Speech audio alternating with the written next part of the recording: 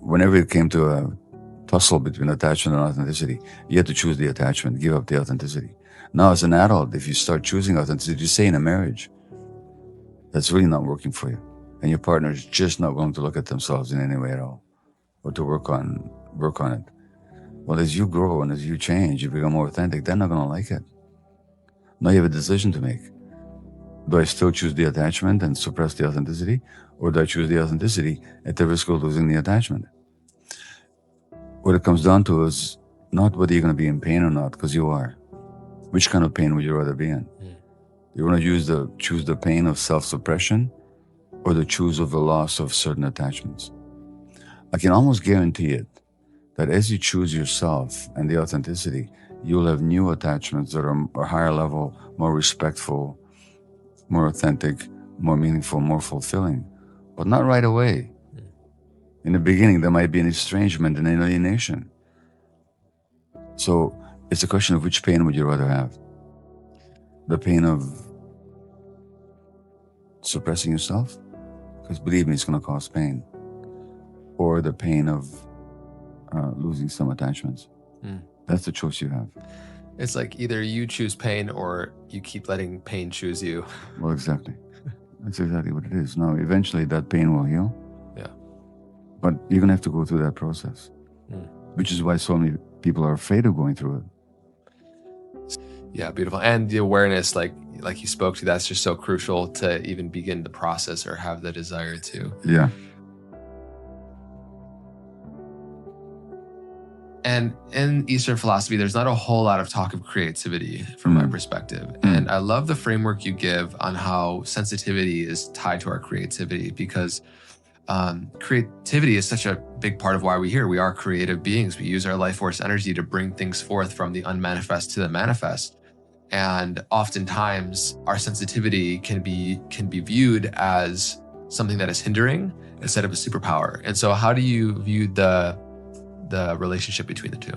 Well, sensitivity is simply a trait that people tend to be born with. It's probably significantly genetically determined. And the more sensitive you are, the word sensitivity itself comes from the Latin word for feeling. The sensere means to feel. So the more sensitive you are, the more you feel. Now, the more you feel, of course, the more you absorb and sense and get in tune with the environment, which is what artists do. Poets, artists, actors, creators of, sculptors, actors, dancers. It's just like they have this antenna out that just pull in energies, which really promotes what you call the superpower of creativity. But that same sensitivity also makes them more susceptible to pain, because the same touch that would be experienced as trivial by somebody less sensitive really might hurt the sensitive person. So when you get sensitivity combined with trauma or stress, you get a lot more need to protect yourself. Hence the high rate of addiction amongst, say, actors and musicians. Because they're the sensitive people, they're hurting more. Yeah. They have more of a need to escape from their addictions. And you get one Hollywood story after another of some big star divulging their addiction so that same sensitive temperament in a supportive, loving environment just becomes a wonderful, creative leader, joyful, intuitive person. But in an unsupportive environment, they become more distorted, more hurt, more defensive. The creativity doesn't go away, but the creativity starts to serve the personality. And so you look at all these great artists and actors and musicians who their creativity was so amazing that it leads them to stardom.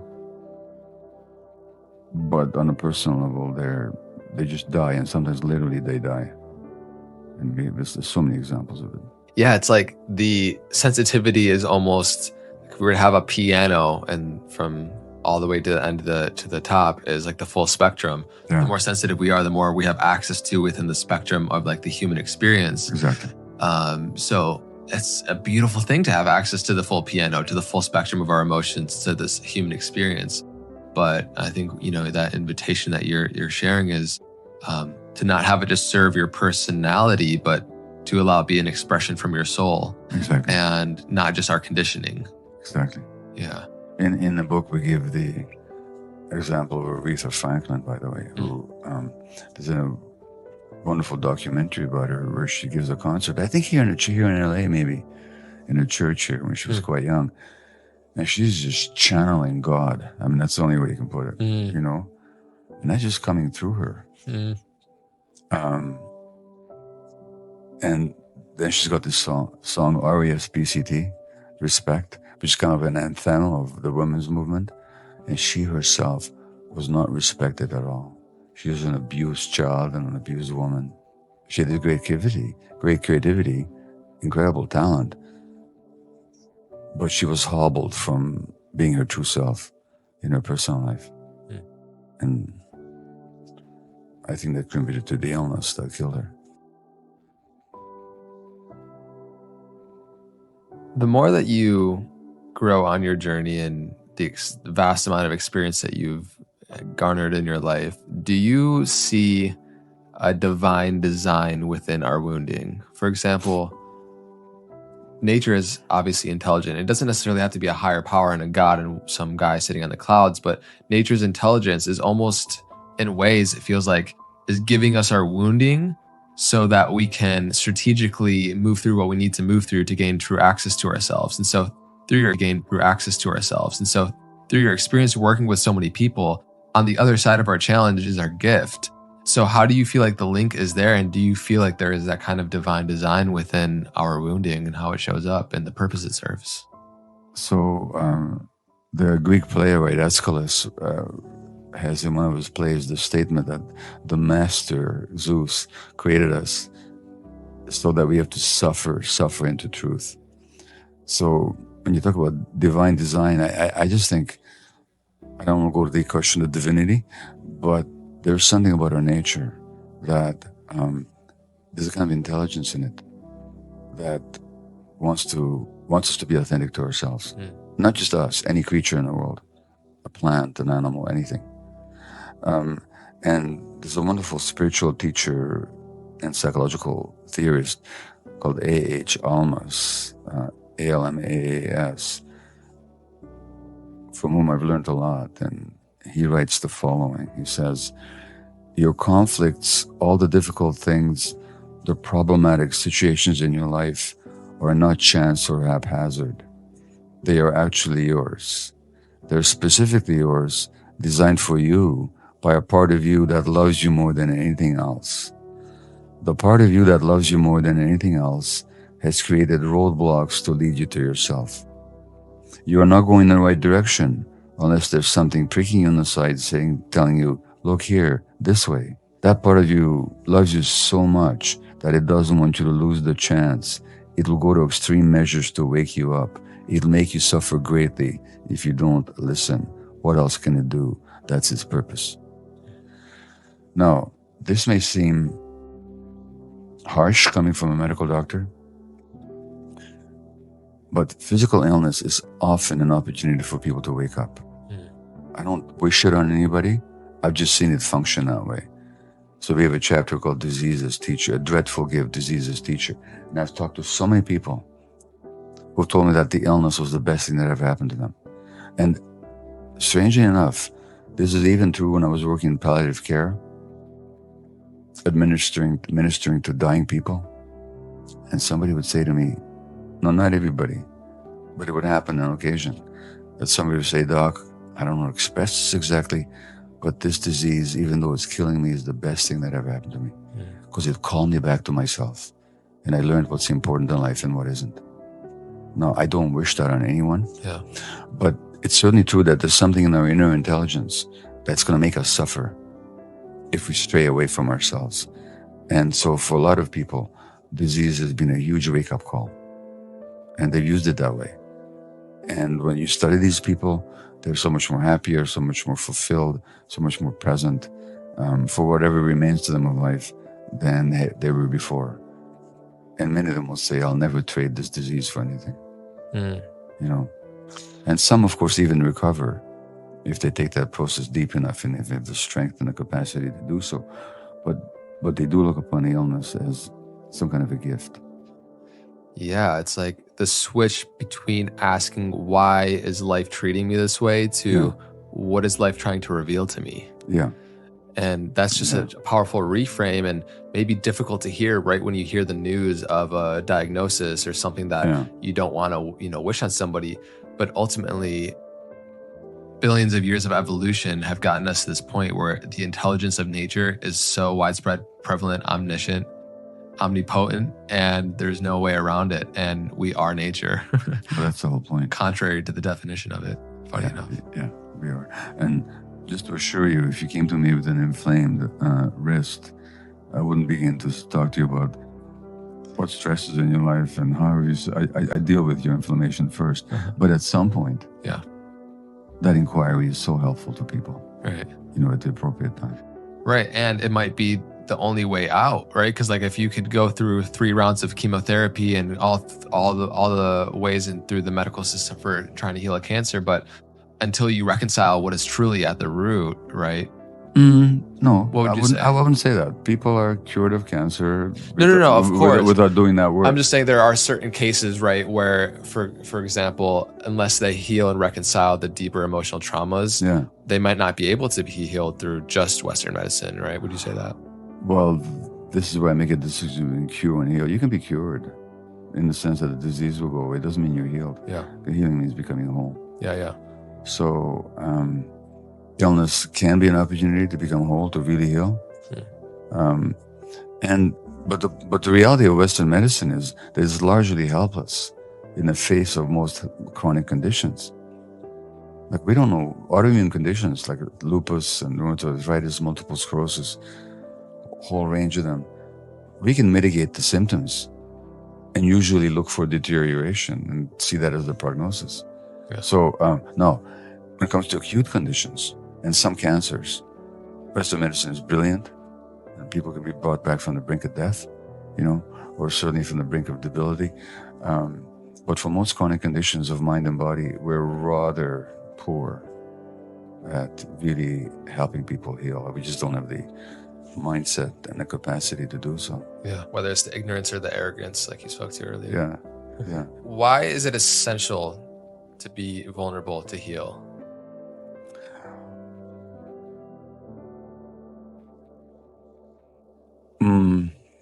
Well,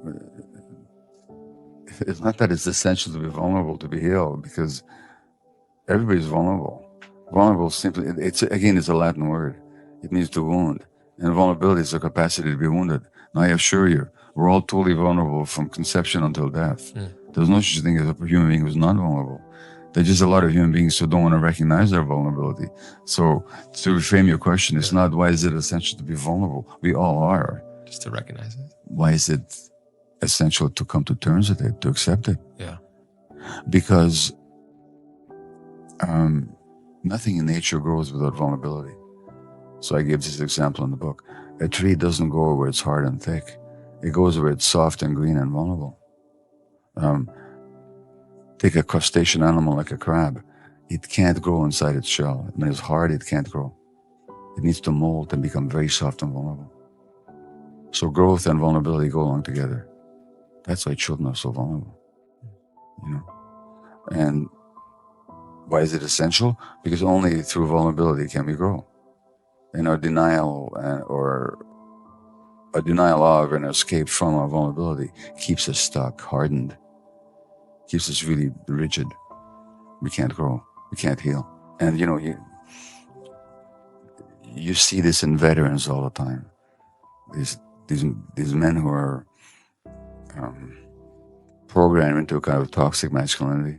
Yeah. Where killing and accepting being killed are just, that's okay, Then they go through their PTSD treatment and they say, oh my God, I'm vulnerable. I can hurt. I can hurt. I can accept those emotions. I don't have to deny them. I don't have to be this tough guy all the time. So that post-traumatic growth that happens always happens through embracing people's vulnerability. And then how do you propose people be the most effective and efficient advocate for healing, right? Because oftentimes as we gain awareness and we start to go on the path of healing within ourselves, we then see all the ways in which the people and circumstances around us are not healed. And we can fall into the trap of trying to change people into becoming healed. So well, the first thing is not to be an evangelist. And Almas, who I just quoted, he said once, I think he's the one who said that,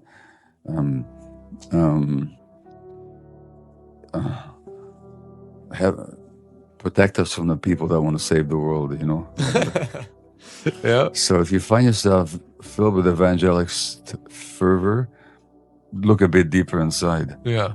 What is it that you're trying to do by trying to save the world? So as soon as there's healing and a movement towards wholeness, there's a genuine movement towards wanting to heal others. Yeah. So that should not be dismissed or derided. It should be honored. But the question is, what's driving it? So if I'm telling you, whenever there's an evangelical fervor where you need somebody to heal, where you need to heal others, but it's a need, then you better watch it. Yeah. And you do some more healing yourself. So that's the distinction I'd make.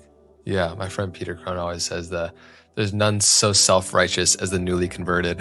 Well, exactly. Yeah. And I've been through that a number of times. Yeah. But there's a new insight, a new impression, a new wisdom, you might even say, in a way where you want to inflict it on everybody, Yeah, totally. And nobody can stand it. Yeah. But it is that natural tendency, I guess, or inclination of light to spread light, right? It's for awareness to spread awareness. And once we have that growth within ourselves, oftentimes we'll probably want to unconsciously enforce that on other people. But then the deeper desire there is to just expand what wants to expand, which is healing. Well, take your light analogy. Try pushing light. It can't be done. Yeah. You can shed it. So that desire to push it on others is some unresolved problem that you still haven't dealt with. Yeah. And, again, I've been through that. Yeah. Powerful. Be the light. All right, cool. Last couple very quick questions. Yeah. 1, what is it like to be 78? I'm trying to remember. That was 3 weeks ago. I'm 79 Oh, now. wow. What is it like to be 79? Happy birthday. Thank you. What's it like to be anything? Look, this is a sort of a line I've often evoked. So I'm 79 now, and I wouldn't wish to be as young and stupid as I was when I was 78. So I am aware of it is possible to grow old, which doesn't mean to get more decrepit. It means to grow as you're getting old. It's possible to do that, and I hope I hope and pray I can stay on that path. I know that I know more now, and I understand more now, accept more now, see more now, can suffragate more now than I ever could. So in that sense, it's very comfortable. On the other hand, I don't swim as fast as I did 3 years ago or 5 years ago, So that's something to be accepted. So what's it like? So far, I like it. It's not the 79 aspect that I like. It's just having a bit more access to myself. That's what I like. What advice do you have for young lads like me who want and see their trajectory of hopefully growing old and being maybe 100 one day, and up until that point, trying to do healing work and transformative work, much like of what you're doing? What advice do you have for individuals like myself that are on similar paths and trying to spread the light and awareness? What advice would you have? For myself? Yeah, just reverse your question. What advice would you have? My advice, I guess, for myself in that position would be to continue to stay true to myself and to unravel the gifts that I feel like have uniquely been given to me. Okay, so my advice is that you don't need my advice. My epitaph. Do you know what my epitaph is going to be? It's going to be carved on my gravestone. It's going to say, "It was a lot more work than I had anticipated." So it's just ongoing work. That's all it is. Yeah. But that's not a negative thing. No. It's a good thing. It's a glorious thing. Yeah.